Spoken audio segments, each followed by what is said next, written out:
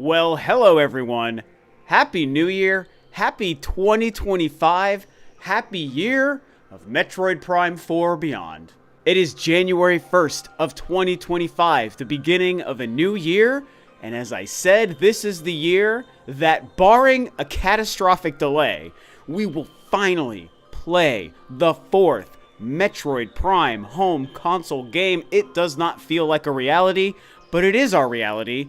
This is the time to get excited. It is insane to think that only 7.5 years ago, Nintendo teased us with the infamous reveal of Metroid Prime 4 at the 2017 E3 showcase, the first E3 that happened mere months after the launch of the Nintendo Switch. It's some context that I think people sometimes forget, that E3 was when the Switch was brand new, and it certainly was exciting and things were looking good, but it was way too early to know that the system was going to be anywhere near the level of hit that it turned out to be. It was a very mysterious, unknown future and unknown path forward for Nintendo at the time. But reveal Metroid Prime 4 they did, and then they delayed it in 2019 as we know, and it took all the way until June, 6 or 7 months ago, to finally see the game in action, developed by Retro Studios. We got the official title, Metroid Prime 4 Beyond, and of course they famously gave us the release year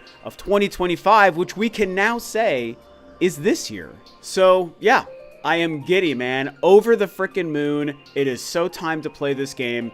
It is so important to me. You guys know, you know me. My favorite game of all time is the original Metroid Prime on the GameCube. It's my favorite franchise. Samus is my favorite character. We've had a damned good run of Metroid on the Nintendo Switch. Let's be real, man. It's been pretty awesome so far. Oh my god! Are you kidding me? Oh my god, this is fake! This can't be real! What? I knew I said it! I swore, I don't care! I said the word fuck. Here's fucking Metroid 5, Metroid Dread on the treehouse! No Metroid today, guys. Oh! Oh! Oh! Oh my! Wow, dude! Oh my god! Oh my god! Oh my god! Oh my god, the lighting! Yo, look at that! Oh my god! Galactic Federation. It looks like Norian, dude. This is too fast! Slow down! Oh my god! That is Psylocke! Oh my god! Psylocke lives beyond! Beyond! Dude, look at the sky! Psylocke, bro! What, dude?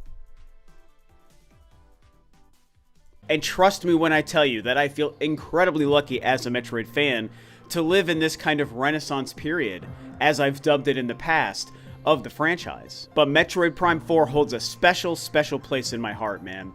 Yes, Metroid Dread was a massive deal because it was the first time we've had a new numbered entry in 19 years. It was the farthest in the timeline we were going to be going.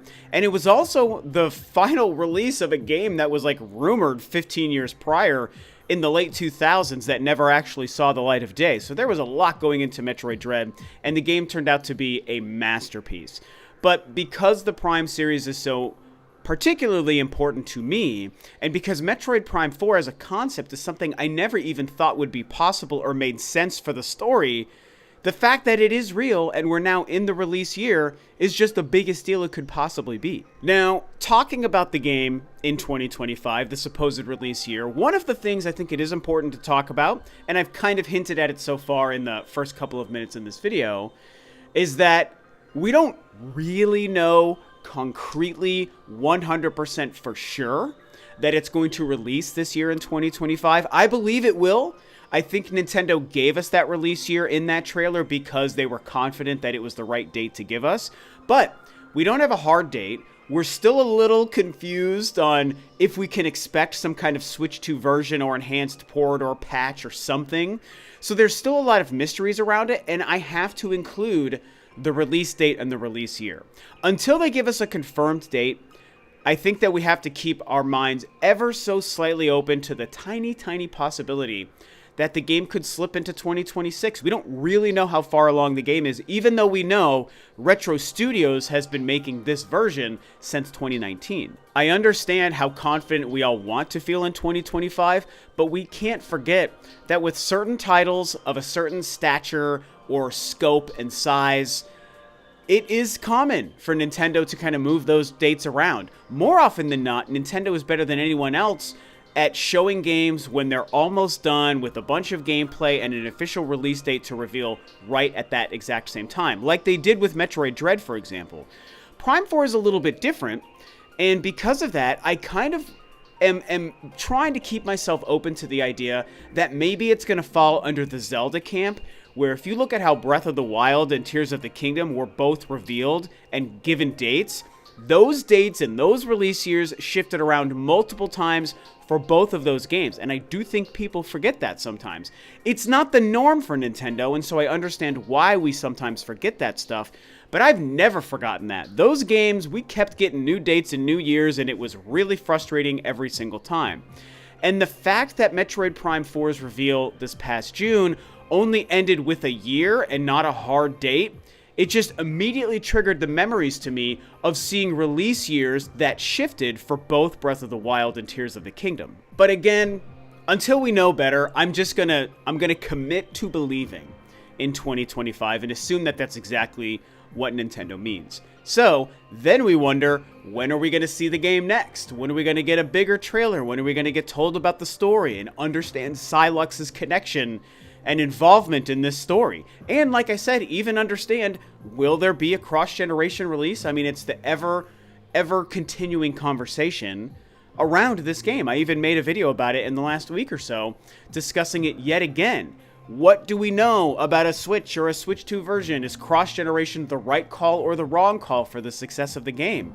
Because we also can't forget that it's very important for the franchise that Metroid Prime 4 Beyond is a huge hit. We all know that Metroid Dread deservedly became the best-selling Metroid game in the franchise's very, very, very long history, which I can say as somebody who was playing the original game on the NES when I was a little kid, like 6 or 7 years old. And so Metroid Dread finally comes out in 2021, blows the doors open for the franchise, sells over 3 million copies. It's probably sitting at, I think, around 3.2, 3.3 million copies, which is fantastic, but we need the series to get bigger. We need it to sell to more people. We need and want more fans to support this franchise for more future games in this series. And so Metroid Prime 4 Beyond, I think, is really set up to sell significantly better than even Metroid Dread. The reason I think that is simply because in today's age, in 2025, a first-person sci-fi, really beautiful adventure like what the Metroid Prime series is, I do think just appeals to a broader, more mass audience. I think that most of us know and would agree with that, than what the 2D Metroid Dread and Metroid numbered games do. I mean, there's obviously a Metroidvania market out there for games that do very well. Hollow Knight and Ori and the Blind Forest and games of that ilk and plenty of others out there are good examples of that, but they also don't normally do like crazy numbers. Whereas Metroid Dread was able to be the best-selling game in the franchise at 3.2-ish million, I think Metroid Prime's floor should be 5 million. I think it should be able to cross 5 million and sell even beyond that. There's a couple of things really working in this game's favor in terms of success. One is the fact that it's just gone through such crazy development that's been very public. Everyone has been waiting for it. Even non-Metroid fans are like aware of the story of Metroid Prime 4's development and delay and the reboot and the reveal last year, right? I can't believe it. Last year, 2024 is now last year. I didn't even mess that up, by the way, my first time. And so it's been very public. And like I said, the fact that even people who don't really follow the franchise know this story means a lot of eyes are on this game. Another thing working in its favor is the fact that the Switch's install base is massive. It's going to be, if Metroid Prime 4 releases, let's say around summer, maybe even at the end of the year, which would suck, but let's say it's summer to the end of the year, the Switch is going to have sold around 150 million units on the market at that time, maybe even slightly more if it's like holiday this year that this game releases. So the install base just on the current Switch is titanically huge, which would only help the game. And then, yes, I am a believer that a next-gen Switch 2 version or marketing cycle benefit to playing it on the Switch 2 would only help the game and add more fuel and more hype. And so you've got a lot of hype behind the crazy development cycle, the massive Switch install base, and potential Switch 2 next generation hype. Those three factors alone should push it into the stratosphere, and in my opinion, should help it pretty easily clear 5 million units sold. But more than that, I just want to know about the game. I want to see it re-revealed. I want a longer trailer. I want to understand Samus's role in this. I want to understand Psylux's role. I want to know why a fourth game titled Metroid Prime could exist. I will be discussing this on a future video sometime kind of soon, but I want to more break down why Prime being in the title is unique and strange and a fascinating setup, because without spoiling too much, the story of Metroid Prime, which is actually an entity and a boss and a character in the Prime trilogy, that ended in Metroid Prime 3 as far as we know. So did the writers decide to kind of cheat the lore and cheat and kind of, redo the ending of Metroid Prime 3 and tell us that the threat of Metroid Prime still exists out there? It technically shouldn't be possible, but they can make it possible if they just choose to write it that way. Or is the name Metroid Prime representing something different? Some people think that the Metroid Prime moniker more just refers to the first-person style of gameplay. I've never personally subscribed to that, even though you can track it across all of the Metroid Prime titles, except for Metroid Prime Pinball. But you can otherwise track that. However, it's never really felt right to me. I feel like a non-Metroid Prime game could be made in first person, and I also feel like they could make a Metroid first-person game that is or isn't called Metroid Prime. Like, I don't think that has to be the case.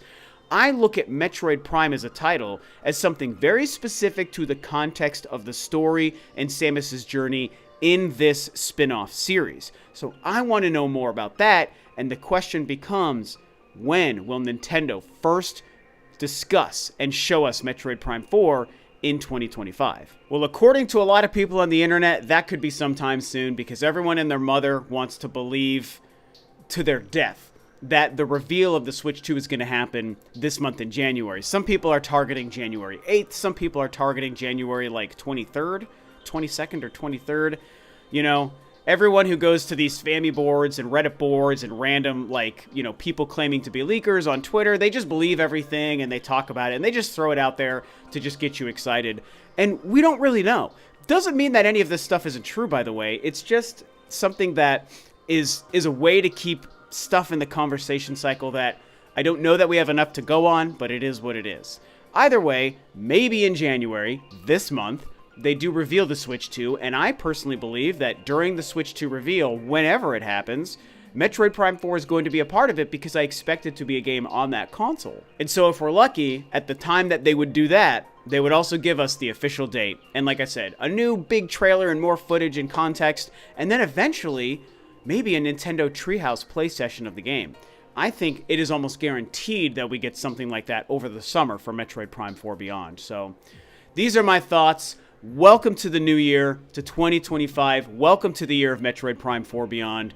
What a time. Thank you guys for tuning in and coming along this journey with me so far. We've still got a ways to go, so I hope you'll be there with me. And for now, that's about it.